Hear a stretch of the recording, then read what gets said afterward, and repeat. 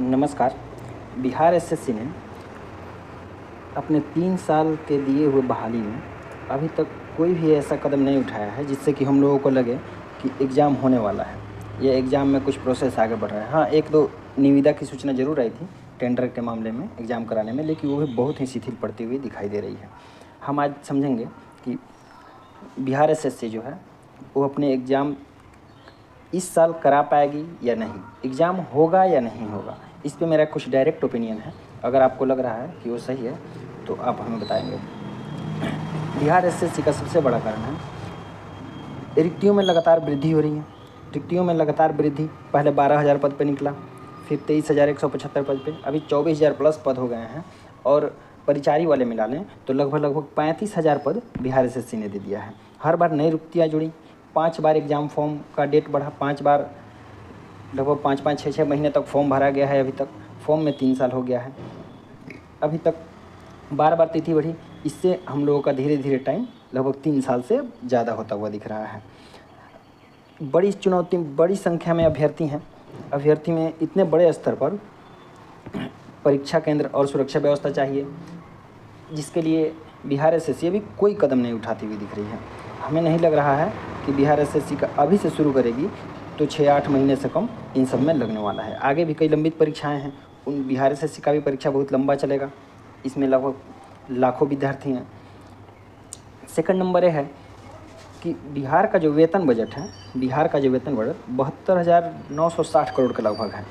और अगर 35,000 बहाली बिहार एसएससी की, 20,000 जो कह रहे हैं बीपीएससी टीचर की, 20-25 हज़ार जो वैकेंसी है वो बिहार पुलिस में, सब मिला के अगर 1 लाख नई नियुक्तियाँ होती हैं, 1 लाख नई नियुक्तियाँ, तो इनके 5 से अतिरिक्त खर्च इनका 5,000 से 6,000 करोड़ प्रति वर्ष हो जाएगा। वेतन से लेके, भत्ते से लेके, उनका मेडिकल खर्च सारे मिला देंगे तो इनसे ज़्यादा का खर्च हमारे पास हो जाएगा।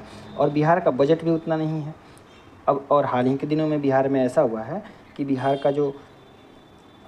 सरकार ने कर्ज लिए हैं आरबीआई से और विश्व बैंक से भी कर्ज लिया गया है।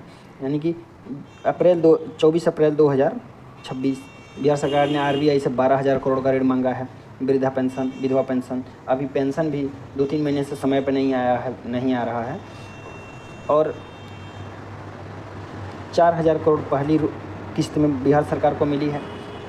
बिहार सरकार के पास और जो भी पैसे हैं, जो भी कर्ज और देनदारियाँ आ रही हैं, उसमें सामाजिक सुरक्षा, महिला का रोजगार, विकास और ब्याज जो बढ़ रहा है, राजकोषीय दबाव बढ़ रहा है, इन पर भी खर्च करने के लिए बहुत सारे धन की आवश्यकता होती है। ऐसे में मुझे नहीं लगता है कि बिहार सरकार कोई नई बहाली देके और उसमें अपना ज़्यादा खर्च और बढ़ाने के स्थिति में है अभी।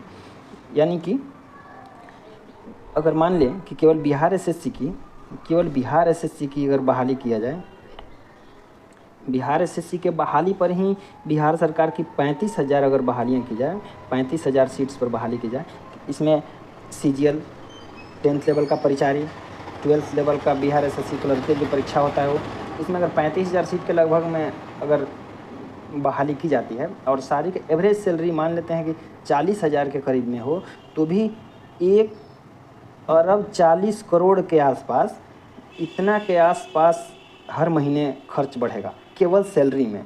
अन्य भत्ते जो दिए जाते हैं उसकी अलग बात है। लगभग 1.5 अरब का खर्च केवल सैलरी में आएगा हर महीने। तो बिहार सरकार के पास मुझे नहीं लगता है कि अभी वर्तमान में इतने धन का व्यवस्था है। नहीं तो अगर ऐसा बात रहता तो बिहार सरकार ने जो कैलेंडर निकाला था, जिसमें बीएसओ, 10th लेवल का परिचारी, 12th और सीजीएल, ये सब बिहार एसएससी की जितनी परीक्षाएं हैं उसको कैलेंडर के अनुसार करा लिया गया रहता। लेकिन बिहार गवर्नमेंट और बिहार एसएससी अपने ही कैलेंडर का पालन नहीं कर पा रही हैं और इतने बड़े दबाव में मुझे नहीं लगता है कि अभी से बिहार एसएससी एग्ज़ाम करा पाएगी। मुझे लगता है कि ये एग्ज़ाम 2027 से पहले एग्ज़ाम होने की स्थिति में नहीं है। 2026 में तो बिल्कुल नहीं।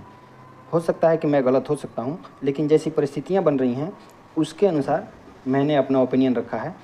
अगर और आप भी बताएं कि आपके अनुसार बिहार एसएससी में देरी का सबसे बड़ा कारण क्या है।